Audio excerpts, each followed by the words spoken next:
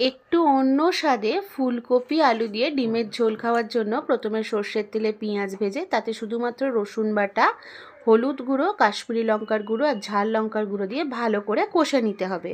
কষানো হয়ে গেলে ডুমো ডুমো করে কাটা ফুলকপি আলু দিয়ে আরেকটু ভালো করে কষিয়ে নিয়ে কষানো হয়ে গেলে এতে দিয়ে দিতে হবে জিরে আর গোলমরিচের গুঁড়ো দিয়ে আবারও একটু কষে নিয়ে পরিমাণ মতো জল আর নুন দিয়ে আর সামান্য চিনি দিয়ে সম্পূর্ণ সবজিটাকে সেদ্ধ হতে দিতে হবে। সেদ্ধ হওয়ার কিছুটা আগে মুহূর্তে যখন ভালো করে জলটা ফুটে উঠবে তখন দুটো তেজপাতা আগুনে পুড়িয়ে সেই তেজপাতাগুলো দিয়ে দিতে হবে ঝোলের মধ্যে। এতে একটা খুব সুন্দর গন্ধ ছাড়ে।